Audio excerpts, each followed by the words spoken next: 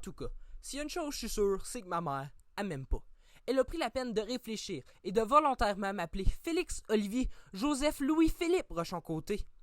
Hey, vous avez même pas idée de comment d'eau fallait que je boive pour pisser mon nom au complet dans la neige. Je me suis rendu compte que j'aurais des problèmes avec mon nom quand ma prof de maternelle a fait une crise d'asthme pendant les présences. Mais tu sais, c'était pas assez de me donner un nom de même. Fallait aussi que ma mère me donne 3 frères. Moi, j'ai eu le grand nom. Le plus vieux, il a eu la grande gueule. Le troisième, il a pas eu grand chose. Puis le dernier, ben, il a pas eu grand choix. En plus, le petit maudit, il a pris la même journée que moi pour mettre à terme son bail de bédaine. Ma mère doit l'avoir sacré droit. Elle aime pas ça quand on reste couché trop longtemps à rien faire. En gros, on a la même date de fête. Une année, on a partagé le même cadeau. Le seul problème, là, c'est qu'on a 6 ans de différence. Ma mère pensait faire un 2 pour 1 en nous achetant un camion Tonka. Lui pour jouer, puis ben, moi pour apprendre à conduire. En plus, c'est le bébé de la famille. C'est sûr qu'à sa naissance, il a volé le show. Instantanément, je me sentais aussi important pour mes parents que l'éducation francophone pour Doug Ford. D'après moi, ma mère voit mon frère comme du cachemire extra doux, tandis que moi, elle me voit plus comme un tampon usé. En plus, ma mère est toujours sur mon dos. D'après moi, quand elle se réveille le matin, là, son cerveau, il pense « comment je pourrais faire chier mon gars aujourd'hui? » Pis c'est toujours des raisons stupides, genre « Félix, t'as pas fait ton lave-vaisselle. Félix, tu m'as pas envoyé ton horaire. Félix, j'aurais voulu que tu sois une fille. » Mon nom, c'est un indicateur du niveau de frustration de ma mère. Quand elle m'appelle Félix, je suis correct. Félix Olivier, j'ai dû oublier quelque chose. Félix Olivier Rochon-Côté. Hey boy, là je suis dans la merde. Puis ma mère fâchée, là, c'est comme un requin qui se lève la côte dans une tornade.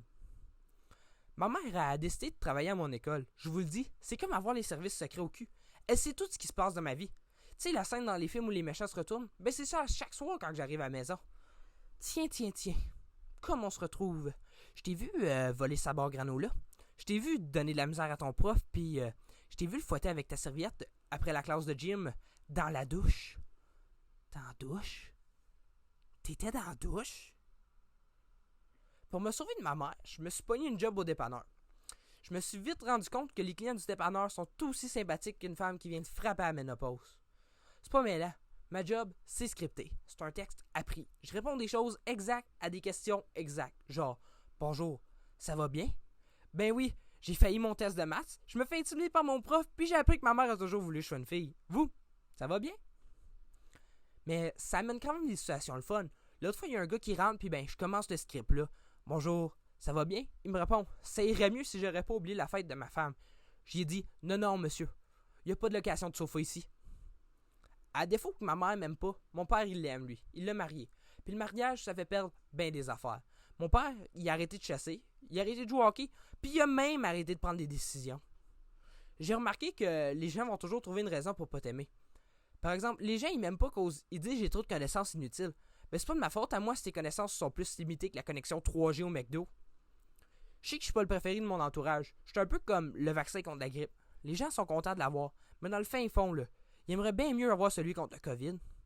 Ma mère a aussi décidé de me donner un TDAH, ce qui fait que quand j'ai des questions comme trouver X dans l'équation suivante, ben la question que mon cerveau il se pose, lui, c'est si je mets du Nutella sur le dos d'un chat, puis que je le lance dans les airs, il atterrit sur ses pattes ou sur le côté beurré? En tout cas, être avec moi, c'est comme manger du sucre. Un peu c'est le fun, mais trop puis ça te donne le diabète. Félix Olivier Rochon-Côté! Hey boy, le requin s'en vient.